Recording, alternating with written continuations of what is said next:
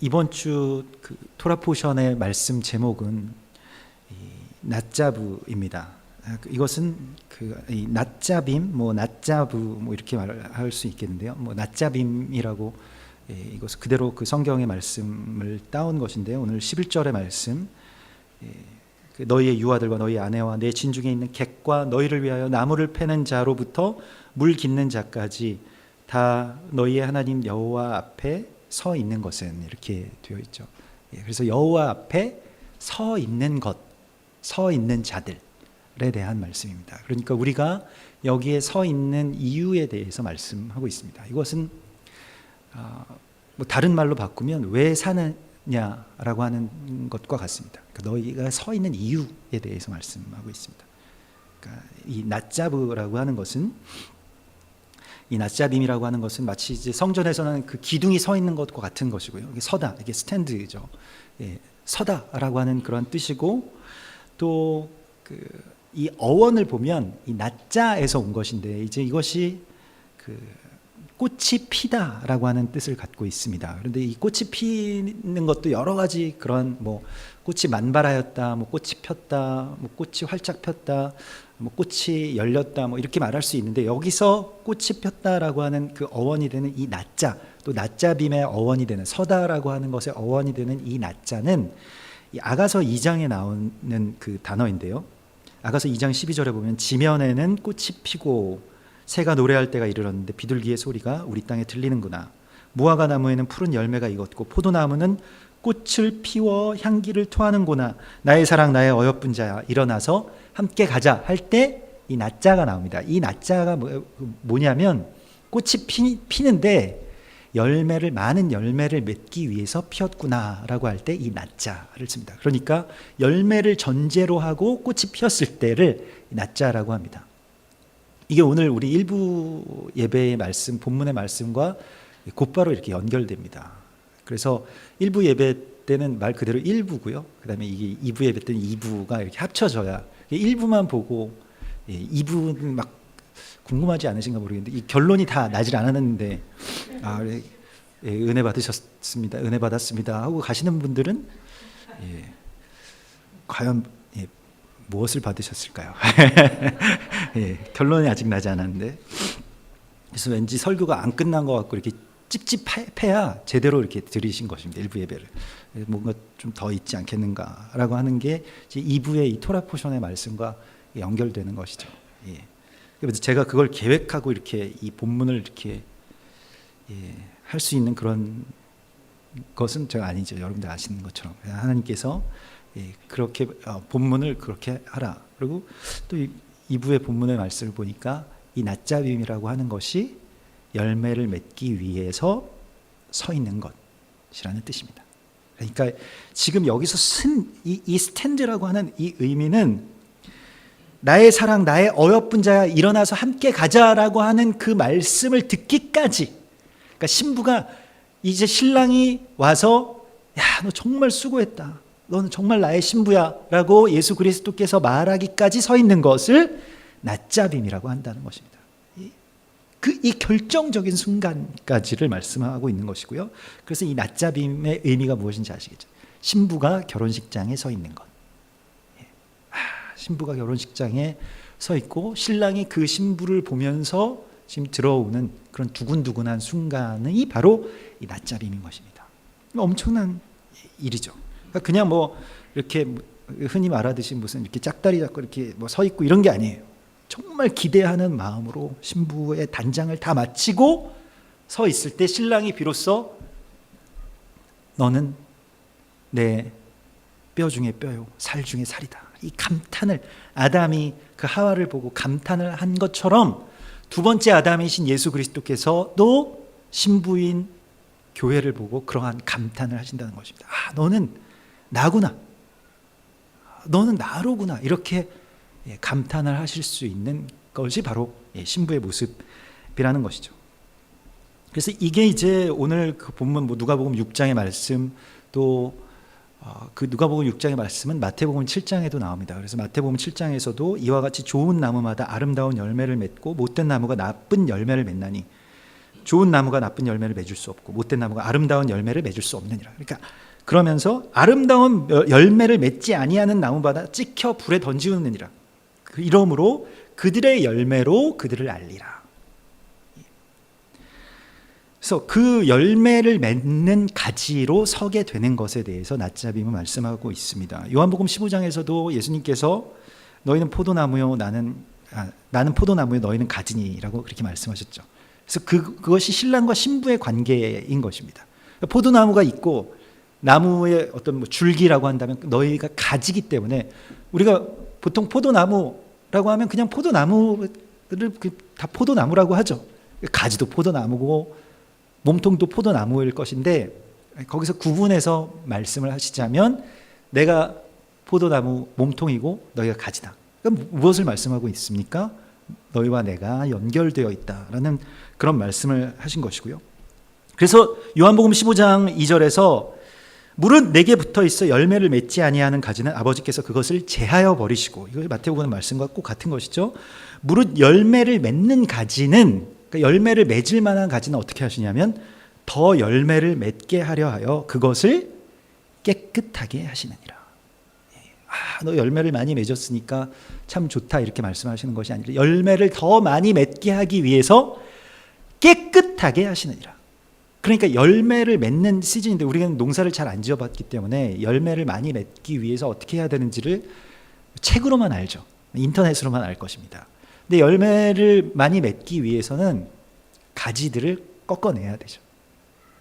그리고 다른 열매들도 더 나기 전에 다 꽃들도 다 따서 그 열매를 많이 맺게 하기 위해서 도와줘야 됩니다. 실제로 식물들도 열매를 맺을 시즌이 되면 모든 것들을 다 떨어냅니다. 열매에 집중하죠. 자신의 모든 에너지를 그 열매에만 집중하는 것이죠. 꽃들이 지금 그 열매 맺을 시즌에 막 나무가 꽃을 피우고 잎사귀를 무성하게 하면 그게 저주를 받는 거예요. 저주 받은 무화과 열매. 그렇죠. 잎사귀만 무성하게 되고 열매에는 초점을 맞추지 않았다는 것입니다.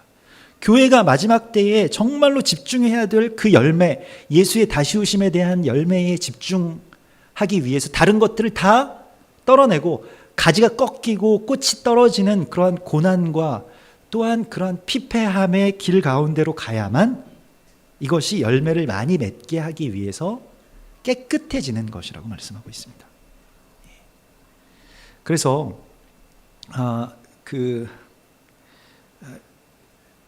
여기서 열매를 많이 맺게 하기 위해서 깨끗하게 하시는 것에 대해서 요한복음 15장에서는 너희는 내가 일러준 말로 이미 깨끗하여졌으니 라고 말씀하고 있습니다. 그래서 무엇을 말씀하는 것이냐, 다른 본문 마태복음, 누가복음, 요한복음에 공통적으로 말씀하시는 것이 무엇이냐면 말씀대로 행하는 것이 열매를 많이 맺는 길이다 라고 말씀하고 있습니다. 근데 말씀대로 행하려고 하면 우리가 말씀의 삶 가운데로 들어가야 되는데 그렇게 되기 위해서는 다른 삶들이 다 죽어져야지만이 갈 수 있습니다. 왜냐하면 좁은 문이기 때문에 다른 것들을 다 가지고 들어갈 수가 없다라고 말씀하고 있습니다. 그래서 말씀대로 행하는 것이 핵심이고요. 그러기 위해서는 회개해야 되는 것이고요. 이 시즌이 열매를 많이 맺기 위해서 그 열매에 집중하기 위해서 뭘 하느냐, 회개하는 시즌입니다. 그래서 회개라고 하는 것은 뭐 예전에 나의 죄에 대한 후회를 넘어서서 회개의 참된 뜻은 무엇입니까? 뭐 영어로는 고귀함을 회복하다. 그렇죠? repentance라고 하는 것이 고귀함을 회복하다, 고귀함으로 돌아가다라고 하는 뜻이고요. 이 뭐 슈브라고 하는 것도 관역을 맞추다. 다시 관역 가운데로 돌아가다라고 하는 것이, 말씀을 많이 알고 듣고 우리가 그것들이 굉장히 넘쳐나지만 그것대로 행하는 삶이 없었다는 것입니다. 그 가운데로 말씀을 듣고 행하는 자라야. 근데 행하는 건 또 뭘 행하냐면 말씀대로 행하지 않고 내가 내 생각에 좋은 것, 내가 이렇게 얘기해보고 생각해봤을 때 좋은 것들을 내가 하고 하나님이 그거 맞춰주시기를 우리가 구했다는 것입니다. 하나님은 언제 너 그거 하라고 했느냐? 그 굉장히 좋은 일 아닙니까? 병도 고쳐지고요, 뭐 우리가 뭐 방언도 하고요, 예언도 하고 막 주의 이름으로 다 하지 않았습니까? 주님께서 말씀하시는데 그때 나는 너희 모른다 하리라. 내 말씀에서 벗어나 있으면 주님께서는 그것이 참된 그 열매를 맺을 수 있는 삶이 아니라고, 아무리 좋은 것이라고 할지라도, 정말 좋은 일들이라고 할지라도, 정말 세상에는 너무나도 좋고 많은 사역들이 있습니다. 그런데 그 좋고 많은 사역들이 하나님께서 나에게 명령하신 것이냐, 아니면 그냥 내가 좋아 보이는 것이냐, 이거를 별로 우리가 크게 심각하게 생각하지 않는데, 왜냐하면 이게 다 좋은 것이라고, 하나님이 생각하실 때는 다 좋은 것이라고 생각합니다. 그러나 우리의 모든 사상과 우리의 모든 생각을 그리스도 예수께 복종하는 것으로 돌아가는 것이 회개이고요, 이렇게 그리스도 예수께 복종하는 것이 먼저입니다. 여기서 그리스도 예수께 그 말씀 가운데로 돌아가서 완전하게 복종해야 그 다음에 길을 주님께서 열어주시고 그렇게 열매를 맺을 수가 있는데, 말씀대로 행하는 삶이 아니라 그냥 내 뜻대로 행하는 삶이거나 아니면 말씀대로 행하지 않는 삶이거나 다 같은 것이라는 것입니다. 그래서 이번 주의 말씀의 어떤 본질, 중심은 서는 것이 무엇이냐라고 하는 데에 있습니다. 그래서 너희가 여호와 앞에 서 있는 것의 이유에 대해서 지금 말씀하고 있고요. 이것이 이제 에베소서 6장에 하나님의 전신갑주를 취하는 것과 연결됩니다. 에베소서 6장을 보면 영적 전쟁에 대해서 나오고요, 마지막 때의 영적 전쟁을 우리가 행하기 위해서 그러므로 너희는 하나님의 전신갑주를 입으라.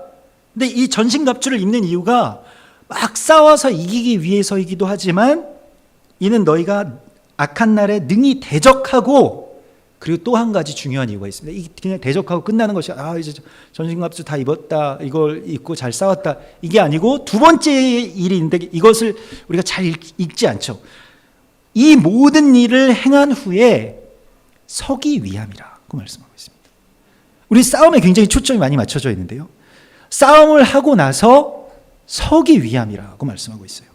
그런즉 서서 진리로 너희 허리띠를 띠고 의의 호심경을 붙이라. 그러면 선다라고 하는 것이 무엇이냐? 서 있는다라고 하는 것은, 여기서 이 낮잡임, 여기서 선다라고 하는 것은 뭐 실제로 기둥을 세운다거나 사람이 서 있다거나 나무가 서 있는 것, 그런 스탠드의 의미를 가지고 있는데, 뭔가 이제 버티는 것입니다.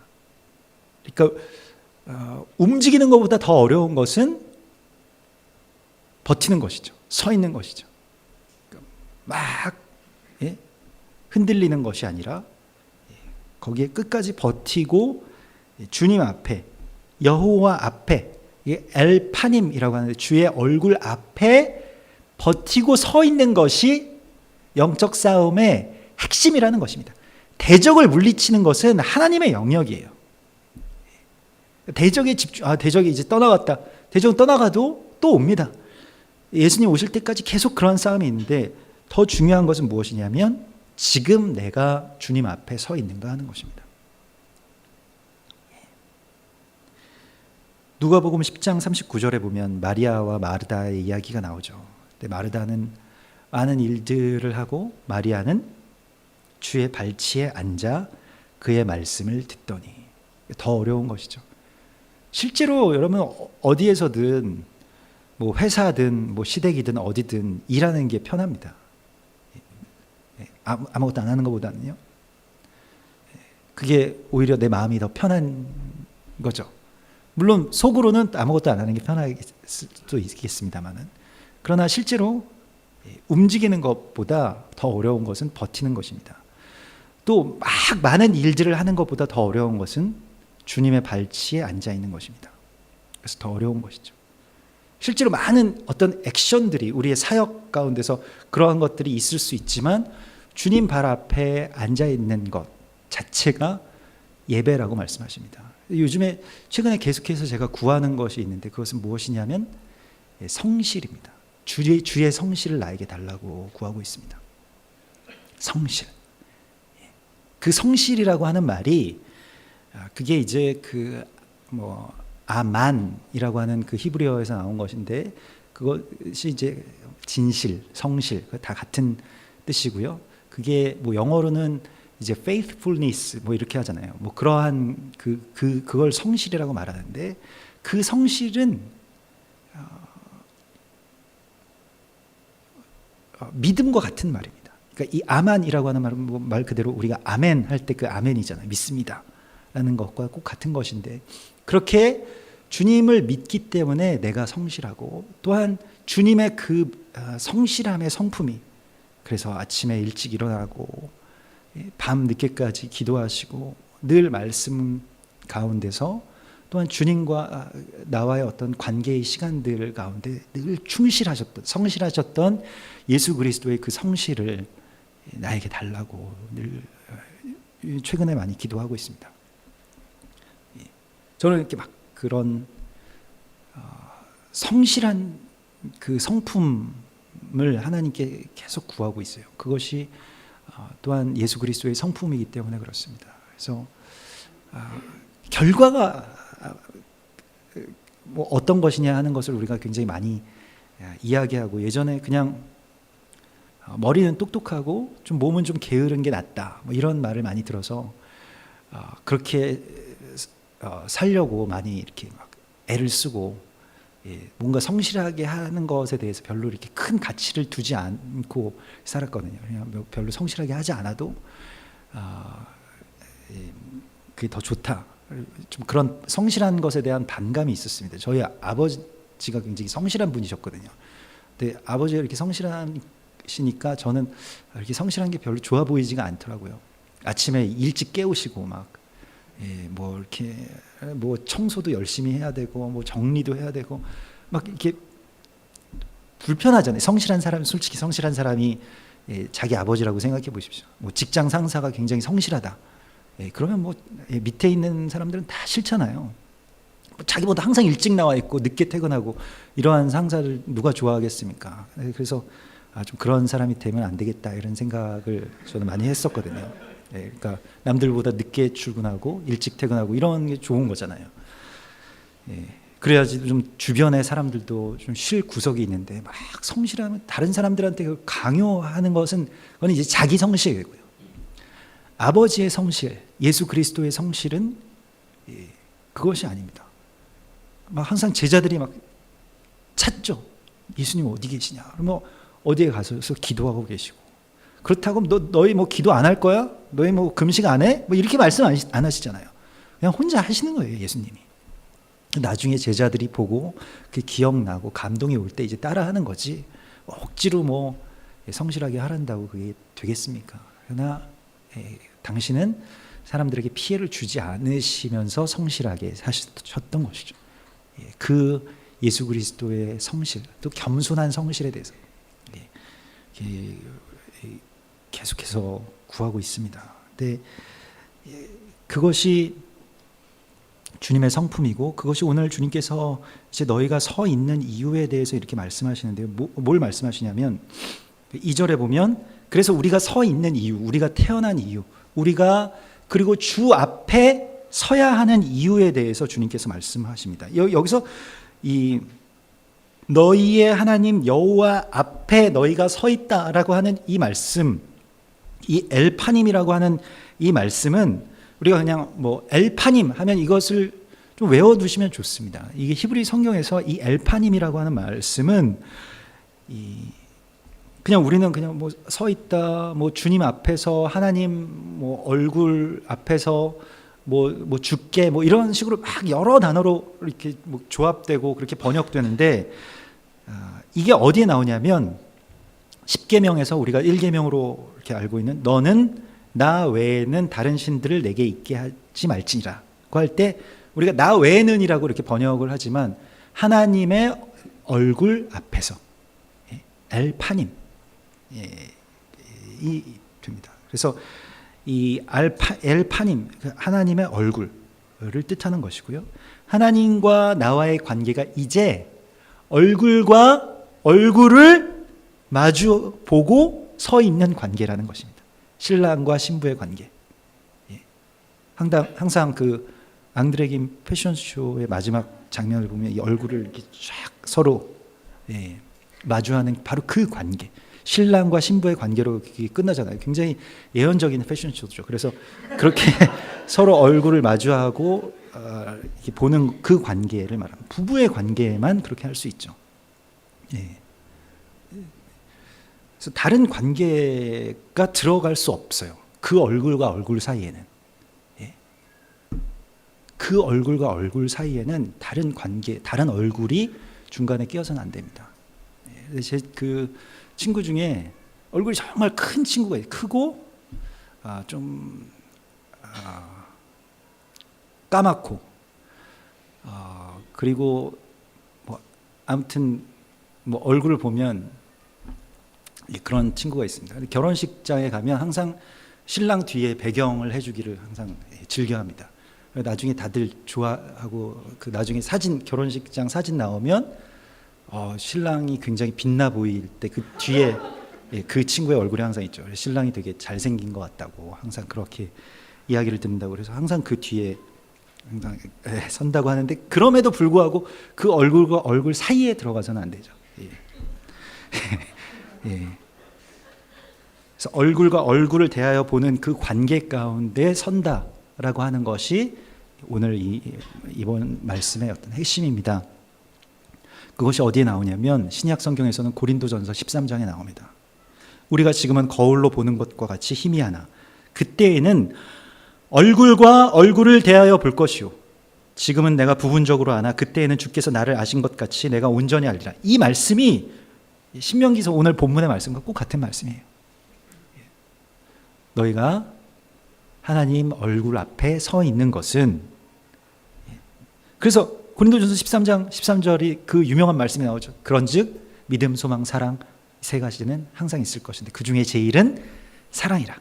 그러면 여기서 거울로 보는 것 같이 희미한 것과 지금 얼굴과 얼굴을 마주 보는 것과 같이 분명한 것, 예전에 부분적으로 알았던 것이 이제는 모든 것들이 다 깨달아지는 그 관계 가운데로 들어갔다는 것은 무엇을 의미하는 것일까요?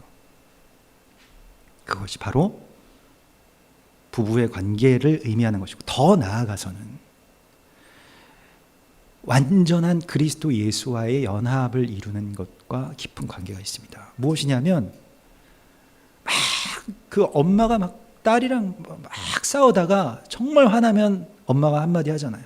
너도 너 같은 딸 낳아서 고생하고 속을 더럽게 썩어봐야지 이제 내 마음을 안다.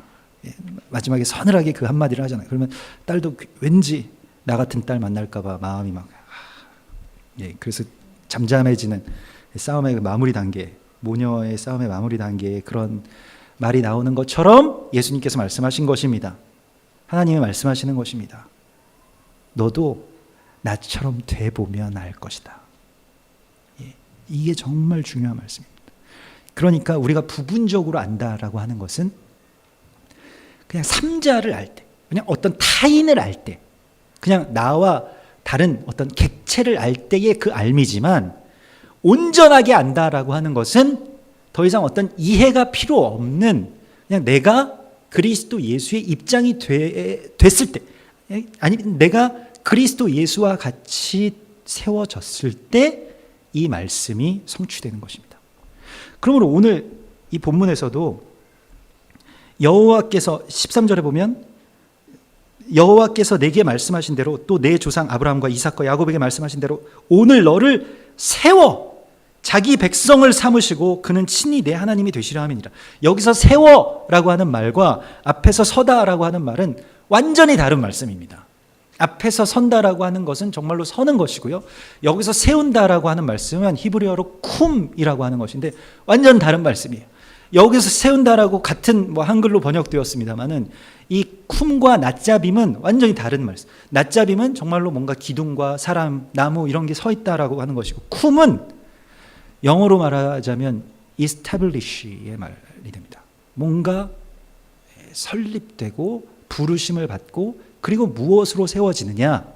결국 하나님의 아들로 주의 거룩한 백성으로 세워짐을 받는 것에 대해서 말씀하고 있습니다. 그래서 여기서 너희를 세워 자기 백성을 삼으시고 그래서 그것은 그와 완전한 연결이 되었다라고 하는 뜻입니다. 이제는 그 구별이 없는 것이죠. 근데 그것이 무엇이냐면 바로 12절의 말씀입니다.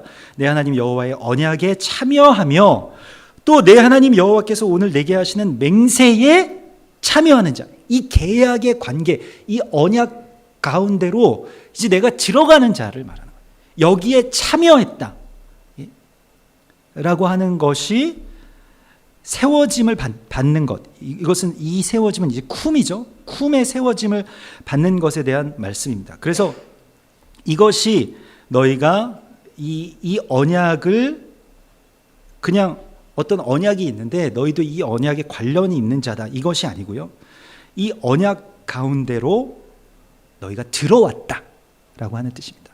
그러니까 요단강을 건너가는 것과 이스라엘 백성들이 물리적으로 지금 요단강을 건너가는 것과 너희가 언약에 우리가 언약 가운데로 참여하는 것은 같은 말을 씁니다. 여기서 너희가 참여한다라고 우리가 번역되었지만 이것은 아바르, 건너간다라고 하는 뜻입니다. 강을 건너다. 그래서 넘어서다, 강을 건너다, 통과하다. 그러니까 이 언약 가운데로 너희는 들어온 것이라는 것입니다. 약속의 땅에 들어간다라고 하는 것은 물리적으로는 사람들의 발이 그 땅에 들어가는 것이지만 더 나아가서 영적으로는 하나님의 언약, 아브라함과 이삭과 야곱에게 세우신 그 언약 안으로 내가 들어간다는 것을 의미하는 것입니다.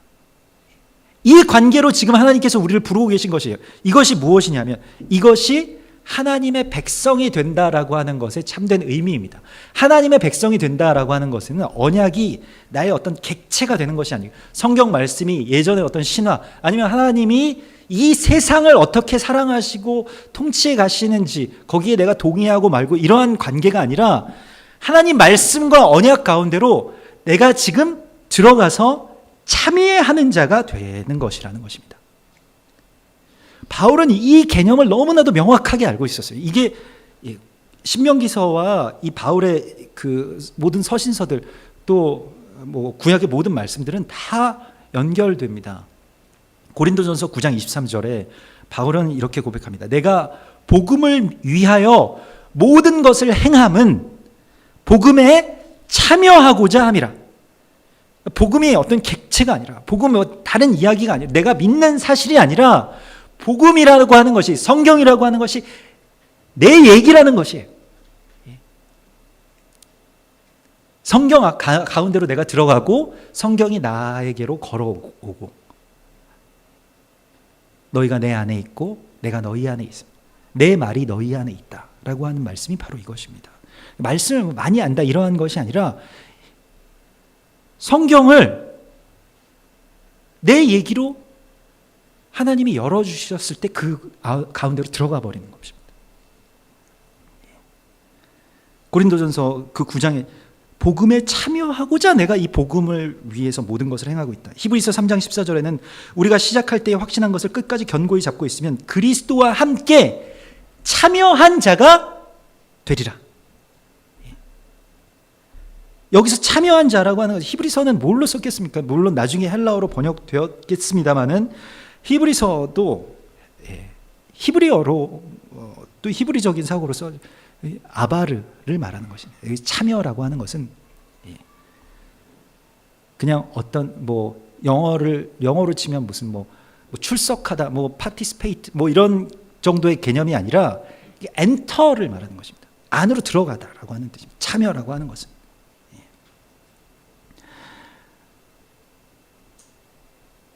다윗은 이렇게 고백하죠. 시편 40편 7절에 그때에 내가 말하기를 내가 왔나이다.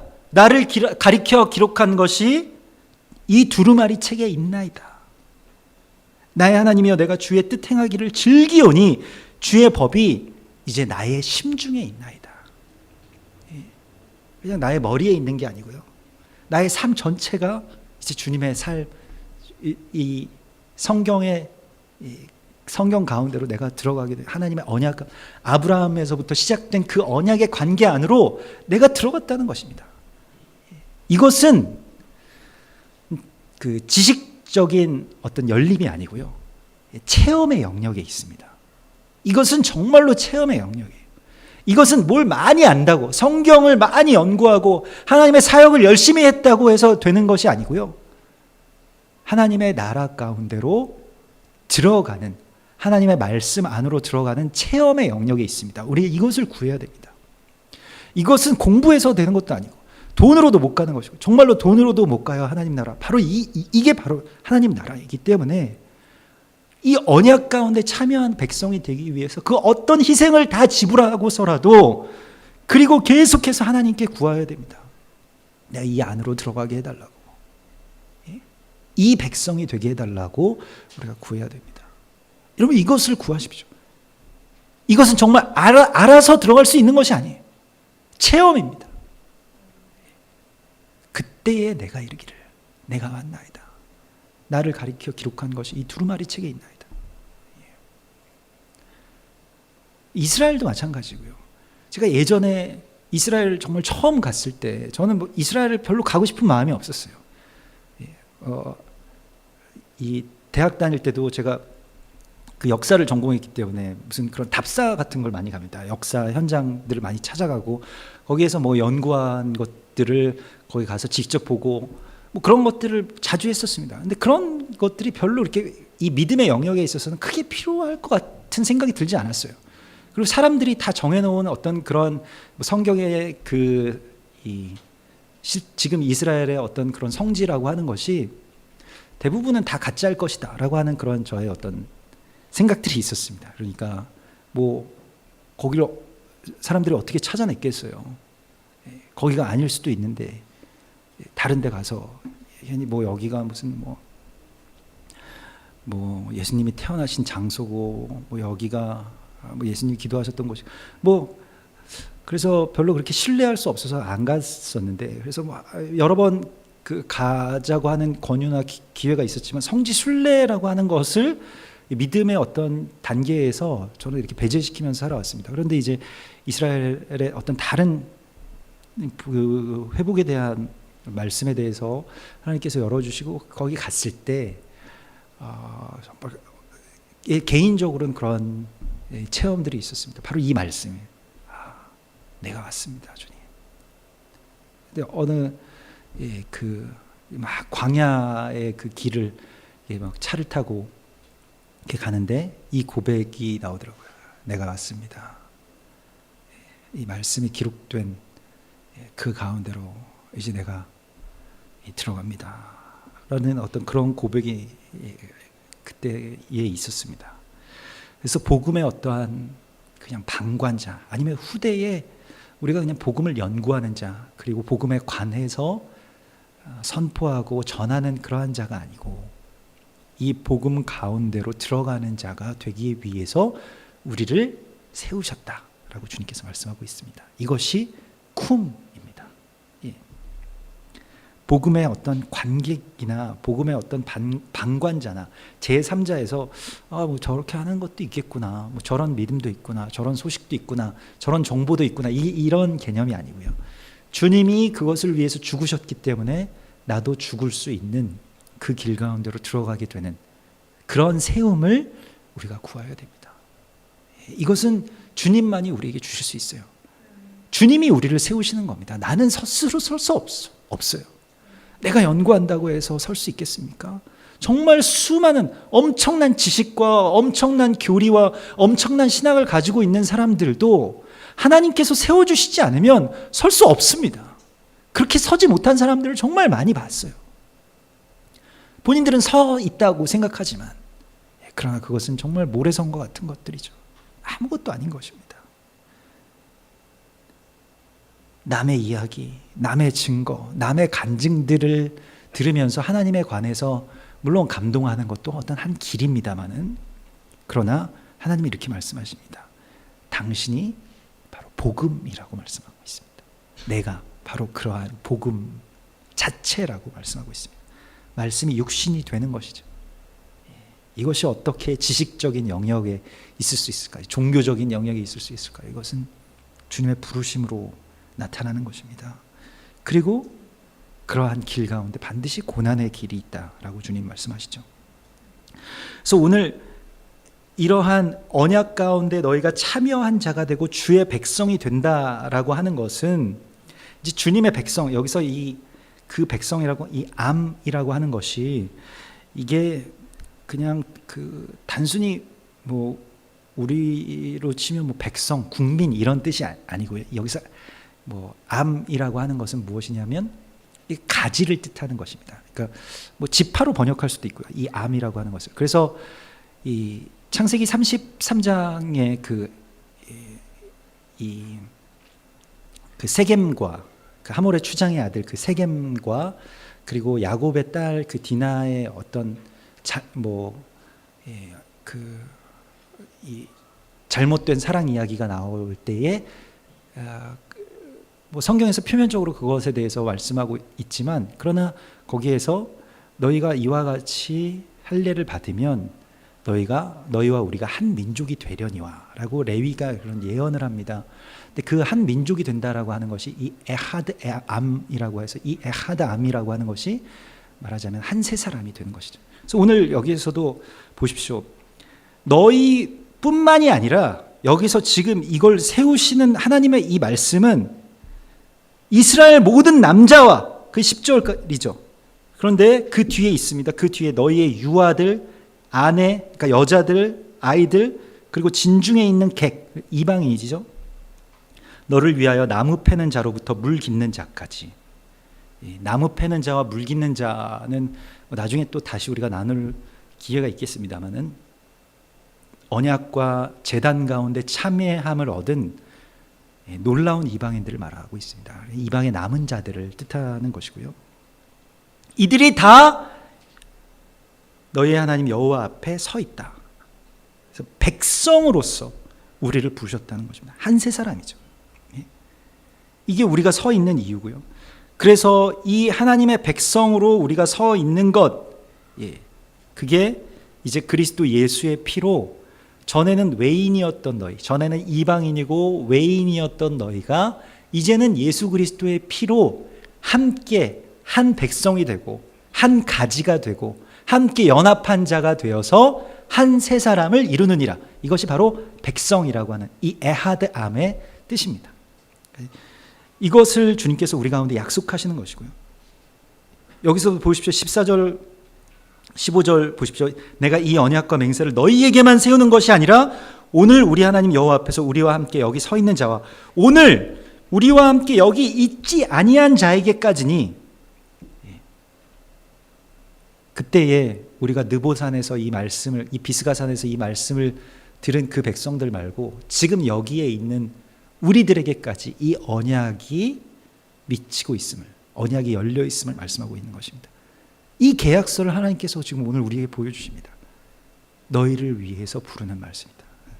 너를 위해서, 너를 세우기 위해서 내가 기다리고 있었다 라고 말씀하시는 것이죠. 그래서 29절 오늘 마지막 절의 말씀, 감추어진 일은 우리 하나님 여호와께 속하였거니와. 그 감추어진 일은 무엇일까요? 나타난 일은 영원히 우리와 우리 자손에게 속하였나니 이는 우리에게 이 율법의 모든 말씀을 행하게 하심이라. 이게 아주 깊은 여러 가지의 뜻들이 있는데요.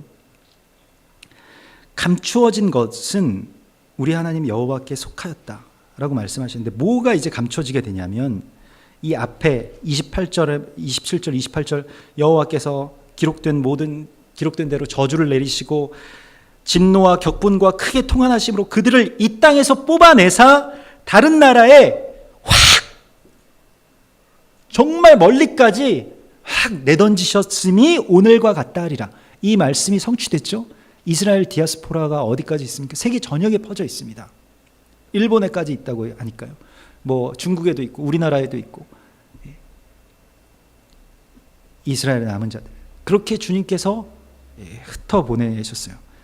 그리고 유대인들은 이제 그것에 대해서 통분히 여기고 회개하고 계속 통곡의 벽 앞에 지금 있으면서 메시아에 오실 것에 대해서 기다리고 있습니다. 자신의 잃어버린 백성들이 다시 돌아오는 그 희년을 갈망하고 있습니다. 그리고 그것은 이제 드러난 일이고요. 감추어진 일은 무엇일까요? 유대인들에게는 철저하게 감추어진 일들, 또 세상의 대부분에게 감추어진 일들이 있습니다. 그들이 흩뿌려지게 됨으로써 이 언약이 우리에게까지 심기어졌다라고 하는 것입니다. 이것은 감추어진 비밀이죠. 이것을 지혜 있는 자들에게는 닫으시고 어린아이와 같은 우리들에게 열어주신 것입니다. 이게 정말 굉장한 하나님의 감추어진 비밀인데 우리에게 열렸지만 우리는 그럴싸한 이야기다라고 그렇게 들을 수도 있으시겠지만요. 누가복음 8장 17절에 숨은 것이 장차 드러나지 아니할 것이 없고 감추인 것이 장차 알려지고 나타나지 않을 것이 없느니라. 하나님께서 하나님의 것을 감추셨지만 그러나 주님께서 나타나게 해주시겠다고 말씀하십니다.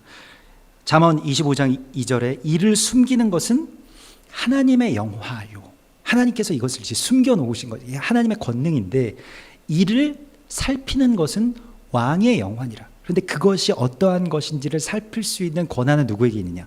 왕 같은 제사장인 우리들에게 그것을 열어주십니다. 그렇기 때문에 하나님이 숨겨놓으신 비밀에 대해서 왕과 같은 제사장들인 우리 가운데로 열려 있어서 하늘의 높음과 땅의 깊음 같이 이제 헤아릴 수 없는 것들을 우리가 헤아리게 된다라고 말씀하고 있습니다. 그런데 어떻게 헤아리게 되느냐? 어떻게 이제 알게 되고 어떻게 순종할 수 있게 되느냐? 은에서 찌꺼기를 제하라. 그리하면 장색에 쓸만한 그릇이 나올 것이다. 이게 잠언 25장의 결론이거든요. 회개하는 것입니다. 우리가 알 수 있는 유일한 길은 주님과 연합할 때밖에는 되지 않습니다. 그렇기 때문에 주님의 거룩함과 나의 이 부정함이 같이 연합할 수가 없잖아요. 그래서 계속 회개하고 은에서 찌꺼기, 나의 어떤 생각의 찌꺼기, 나의 어떤 예전의 지식과 경험의 찌꺼기, 나의 판단의 찌꺼기를 제하면 주님이 마음을 부어주십니다. 그런데 문제는 뭐냐면 좀 안다 하는 사람들이 문제예요. 우리 같은 사람들이 문제입니다. 좀 어디에서 신학 좀 공부했다, 성경을 한 100번, 200번 읽었다, 이런 사람들이 꼭 문제입니다. 그리고 교회에서 오랫동안 신앙생활을 해왔거나 아니면 목사거나, 목사가 변화받기가 정말 요즘엔 어려워요. 뭘 좀 알기 때문에, 찌꺼기가 너무 많기 때문에 하나님이 부어주시는 정말 진리의 그 세수를 받을 수가 없는 거예요. 쓸만한 그릇이 되지 못하고 찌꺼기들만 계속 담아왔어요. 이 세상의 찌꺼기, 신학의 찌꺼기, 이 세상의 어떤 지식의 찌꺼기들, 그 저주 아래 우리가 놓여 있습니다. 그것을 제거해야 하나님께서 부어주시는 그 쓸만한 그릇이 되고 하나님의 열매를 맺을 수가 있을 것인데, 지금 나에게 있는 이 많은 찌꺼기들, 감정의 찌꺼기들, 아직 용서하지 못한 것, 용서받지 못한 것, 분노, 이러한 것들, 상처, 이러한 것들에 막 매여 있고 자기 자신은 또 그러한 것에 매인 줄도 모르고, 그게 찌꺼기인 줄도 모르고 이제껏 살아왔다는 것입니다. 그러므로 우리는 회개함으로 주님 앞에 겸손하게 나가야 할 것입니다. 주님이 보여주셔야만 회개할 수 있어요. 내가 회개할 수 있습니까? 회개할 것은 여러분 많습니까? 아는 것 회개하는 것은 그건 누구나 할 수 있는 것입니다. 세상 사람들도 다 뉘우치면서 살아갑니다. 주님의 그 거룩함이 내 안에 들어오기를 방해하고 있었던 그 여러 찌꺼기들이 다 씻겨져 나가고 정말로 주님의 아름다운 열매를 맺을 수 있는 나무, 그리고 꽃이 떨어져서 열매를 맺기 위해서 꽃을 떨어뜨리고 잎사귀를 메마르게 하는 그러한 앙상한 이 가을의 나무들로 그렇게 서기를 소망합니다. 우리 같이 기도하겠습니다. 주님, 우리들 지난 시간 동안, 또 오랜 시간 동안 교회를 다녀왔고 또 예배를 드렸습니다. 성경을 읽었습니다.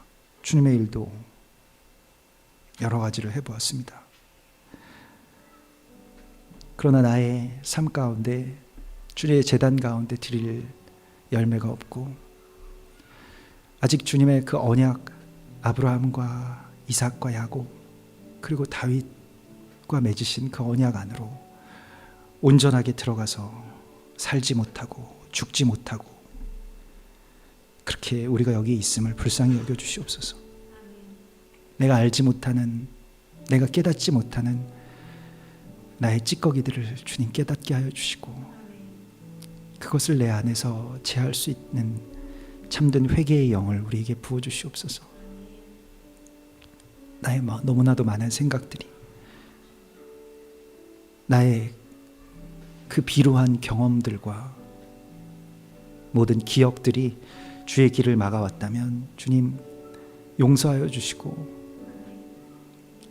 주님 앞에 그저 주님께서 뜻하시는 것이 우리가 무엇인지 판단하지 않아도 이해할 수 있는 그 참된 연합의 길로 이끌어 주시옵소서. 많은 지식의 교만함으로, 많은 경험의 높아짐으로 늘 주님을 박대해왔던 것을 회개합니다. 주님 용서하여 주시옵소서. 주님, 우리가 나 자신의 들보를 보지 못하고 늘 타인들의 티끌만을 찾아왔던 것을 회개합니다. 주님 용서하여 주시옵소서. 그리고 참된 사랑과 믿음의 주이신 예수 그리스도를 다시 내 안에 영접하기를 원합니다. 주여 오셔서 주님의 것으로 내가 열매 맺게 하여 주시고 참된 주님의 가지가 되기 위하여 다른 세상의 가지들이 다 꺾이게 하시고 세상의 영화와 꽃들이 다 떨어지게 하시고 오직 주의 열매를 주의 제단 가운데 들고 가는 복된 주님의 가지, 주님의 교회가 되게 하여 주시옵소서. 여호와는 내게 복을 주시고 너를 지키시기를 원하며 여호와는 그의 얼굴을 내게 비추사 은혜 베푸시기를 원하며 여호와는 그 얼굴을 내게로 향하여 드사 평강 주시기를 원하노라. 아멘.